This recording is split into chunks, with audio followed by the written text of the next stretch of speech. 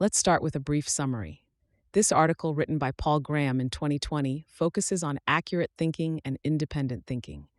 It states that thinking differently is the key to success in areas such as science, investment, and startups. Graham identifies three components of independent thinking: rigor about the truth, resilience about what ideas should be, and curiosity. He also suggests ways to improve independent thinking: being unaware of conventional beliefs, being surrounded by people who think independently, meeting people who think differently, and reading history. In the end, he argues that the real ability to think starts with curiosity and advocates for an approach of do whatever you're curious about. Before we dive in, I want to share a quick note about how this podcast is created. As you've probably noticed, this podcast isn't voiced by a human, but by artificial intelligence. I'm obligated to inform you of this beforehand due to the rules of AI services. This podcast is made possible by our sponsor, Wope.com, an AI startup that combines content marketing with artificial intelligence to significantly boost traffic and revenue of your startups. For all the latest content, be sure to follow me at x.com, yigitkoner. Now, let's turn our attention back to the essay, The Art of Thinking for Yourself, Exploring Diversity, Curiosity, and Dedication to Truth.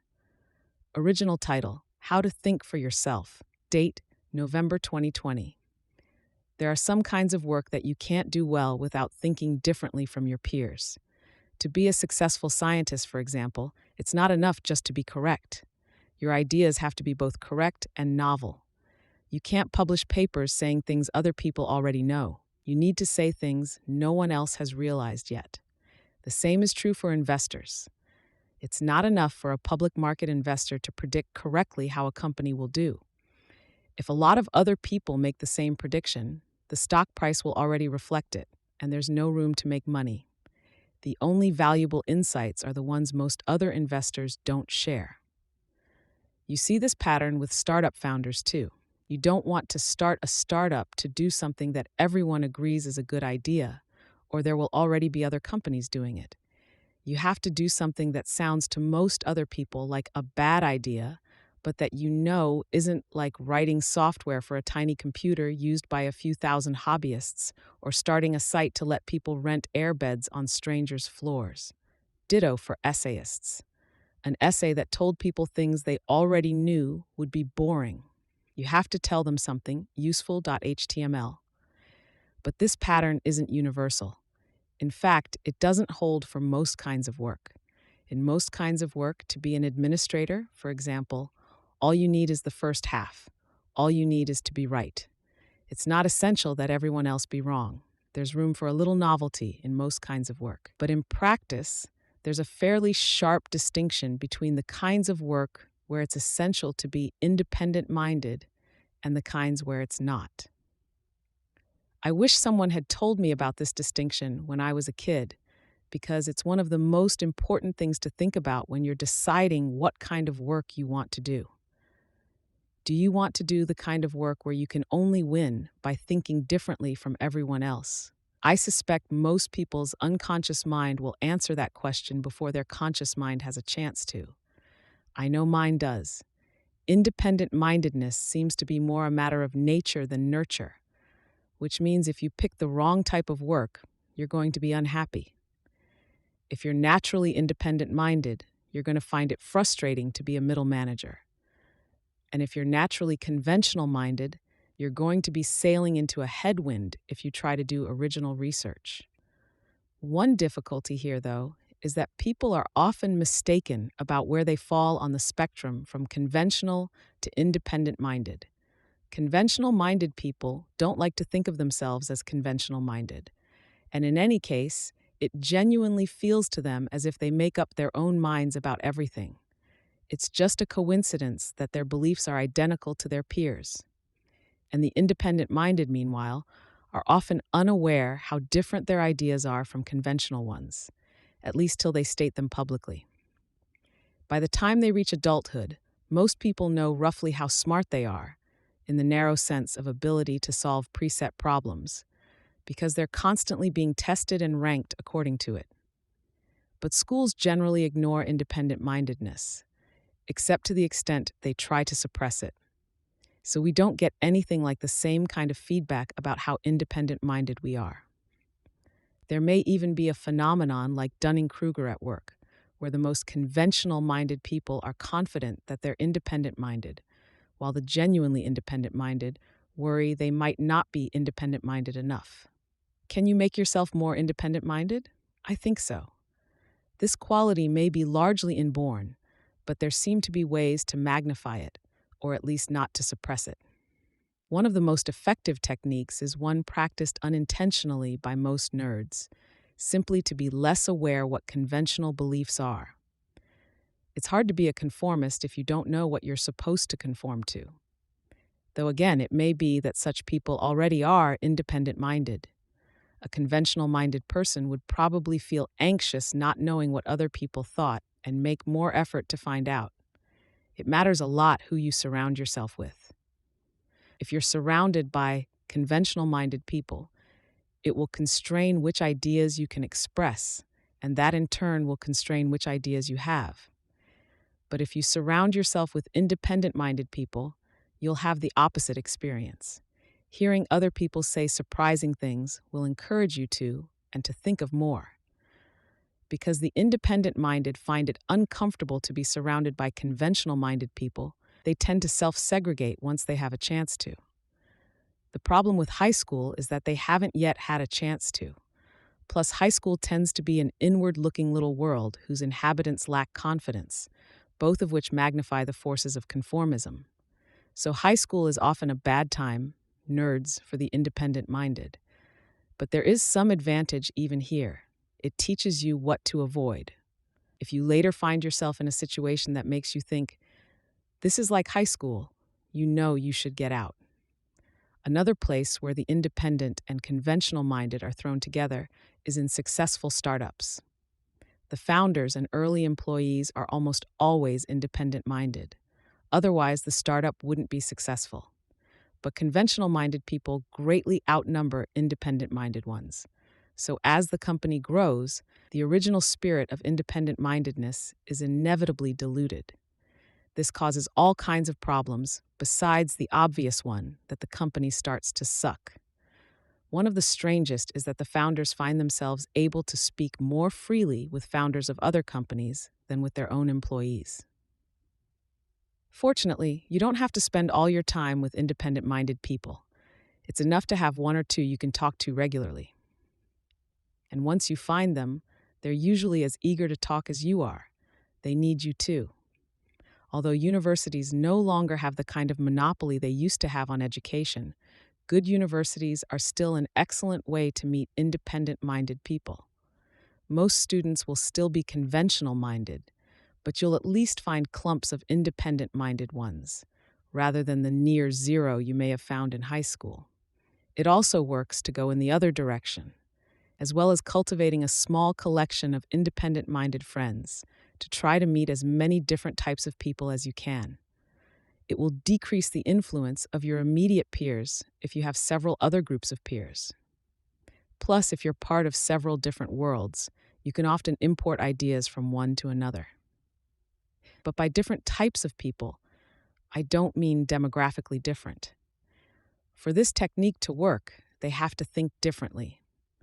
So while it's an excellent idea to go and visit other countries, you can probably find people who think differently right around the corner. When I meet someone who knows a lot about something unusual, which includes practically everyone if you dig deep enough, I try to learn what they know that other people don't. There are almost always surprises here. It's a good way to make conversation when you meet strangers, but I don't do it to make conversation. I really want to know. You can expand the source of influences in time as well as space by reading history. When I read history, I do it not just to learn what happened, but to try to get inside the heads of people who lived in the past. How did things look to them? This is hard to do, but worth the effort. For the same reason, it's worth traveling far to triangulate a point. You can also take more explicit measures to prevent yourself from automatically adopting conventional opinions. The most general is to cultivate an attitude of skepticism. When you hear someone say something, stop and ask yourself, is that true?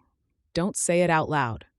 I'm not suggesting that you impose on everyone who talks to you the burden of proving what they say, but rather that you take upon yourself the burden of evaluating what they say. Treat it as a puzzle. You know that some accepted ideas will later turn out to be wrong. See if you can guess which. The end goal is not to find flaws in the things you're told, but to find the new ideas that had been concealed by the broken ones. So this game should be an exciting quest for novelty, not a boring protocol for intellectual hygiene. And you'll be surprised when you start asking, is this true? How often the answer is not an immediate yes. If you have any imagination, you're more likely to have too many leads to follow than too few.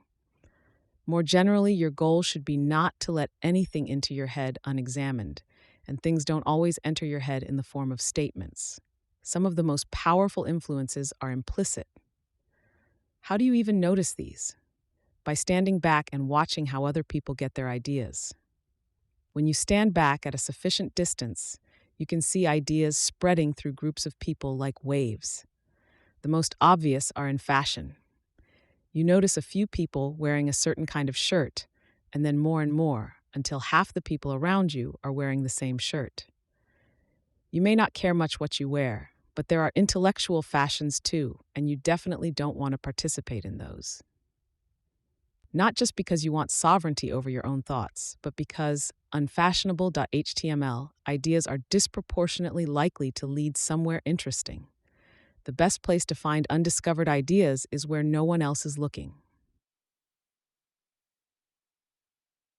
To go beyond this general advice, we need to look at the internal structure of independent-mindedness, at the individual muscles we need to exercise, as it were. It seems to me that it has three components: fastidiousness about truth, resistance to being told what to think, and curiosity. Fastidiousness about truth means more than just not believing things that are false. It means being careful about degree of belief. For most people, degree of belief rushes unexamined toward the extremes. The unlikely becomes impossible, and the probable becomes certain. To the independent-minded, this seems unpardonably sloppy. They're willing to have anything in their heads, from highly speculative hypotheses to apparent tautologies. But on subjects they care about, everything has to be labeled with a carefully considered degree of belief.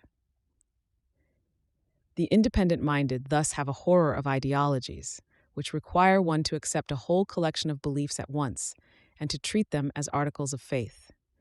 To an independent-minded person, that would seem revolting, just as it would seem to someone fastidious about food to take a bite of a submarine sandwich filled with a large variety of ingredients of indeterminate age and provenance. Without this fastidiousness about truth, you can't be truly independent-minded. It's not enough just to have resistance to being told what to think. Those kind of people reject conventional ideas only to replace them with the most random conspiracy theories. And since these conspiracy theories have often been manufactured to capture them, they end up being less independent-minded than ordinary people because they're subject to a much more exacting master than mere convention. Can you increase your fastidiousness about truth? I would think so.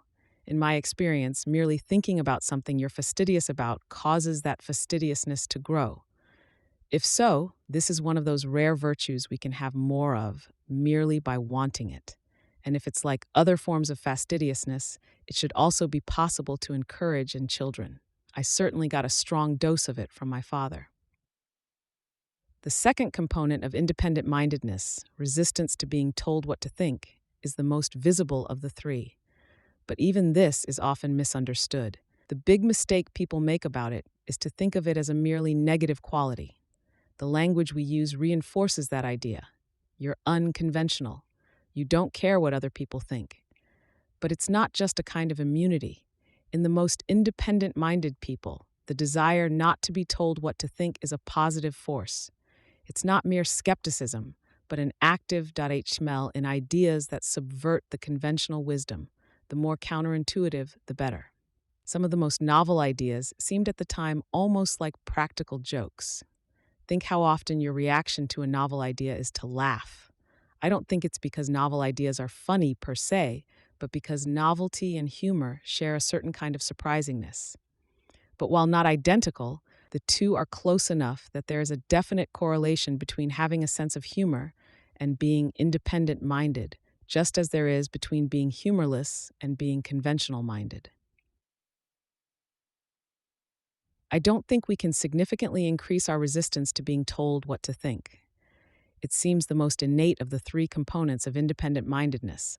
People who have this quality as adults usually showed all too visible signs of it as children. But if we can't increase our resistance to being told what to think, we can at least shore it up by surrounding ourselves with other independent minded people. The third component of independent mindedness, curiosity, may be the most interesting.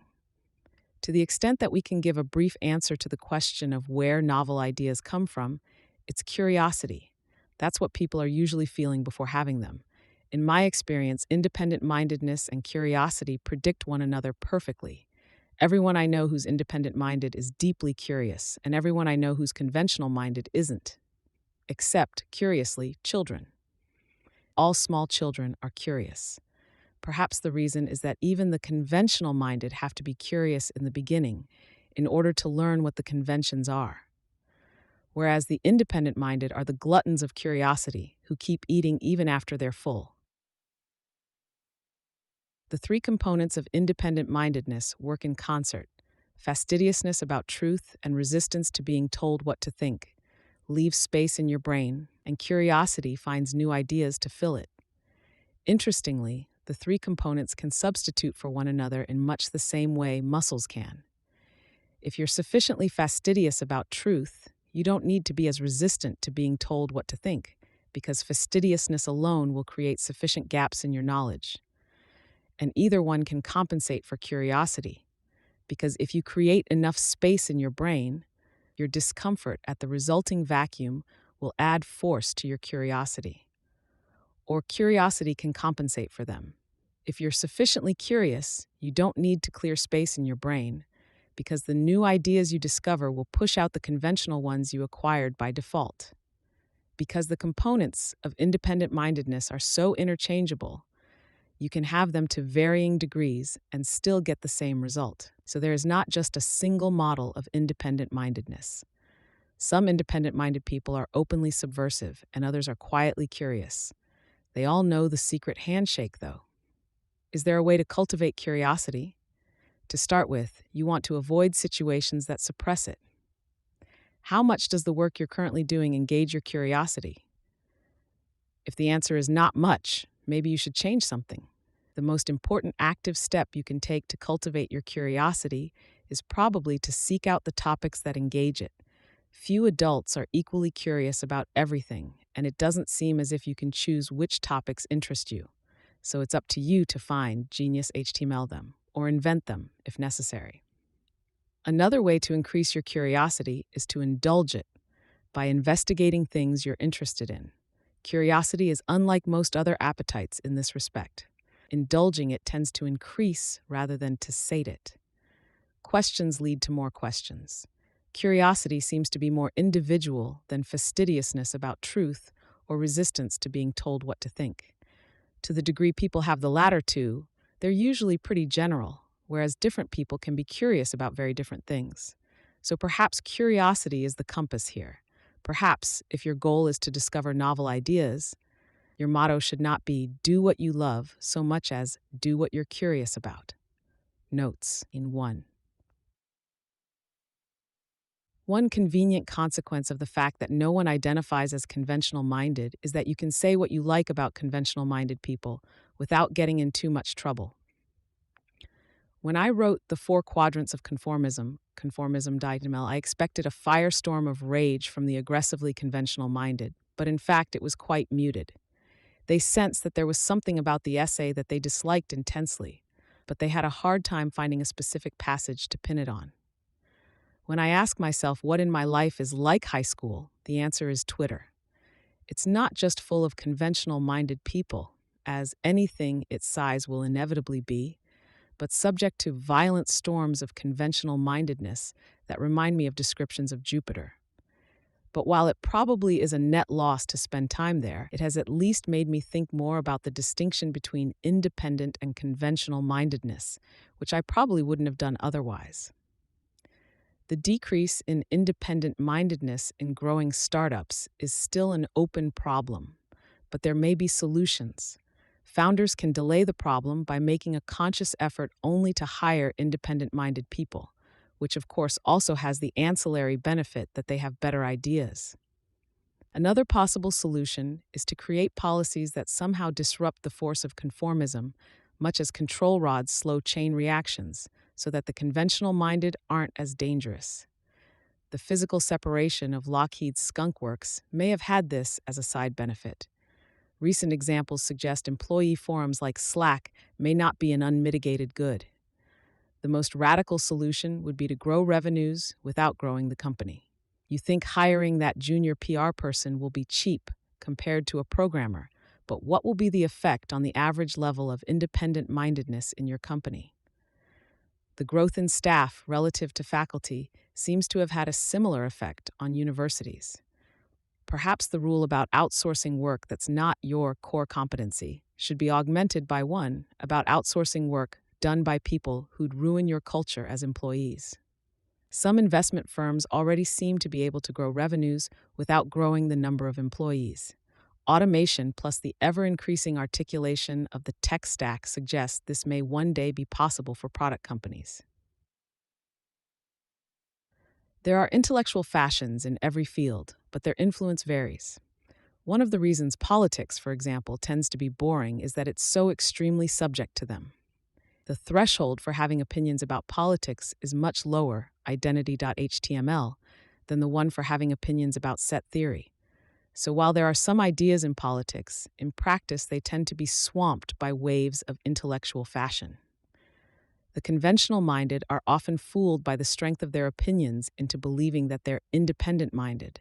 But strong convictions are not a sign of independent mindedness, rather the opposite. Fastidiousness about truth doesn't imply that an independent minded person won't be dishonest, but that he won't be deluded. It's sort of like the definition of a gentleman as someone who is never unintentionally rude. 7. You see this especially among political extremists. They think themselves nonconformists, but actually they're niche conformists. Their opinions may be different from the average person's, but they are often more influenced by their peers' opinions than the average person's are. If we broaden the concept of fastidiousness about truth so that it excludes pandering, bogusness, and pomposity, as well as falsehood in the strict sense, our model of independent-mindedness can expand further into the arts. This correlation is far from perfect, though. Gödel and Dirac don't seem to have been very strong in the humor department, but someone who is both neurotypical and humorless is very likely to be conventional-minded. Exception: gossip. Almost everyone is curious about gossip.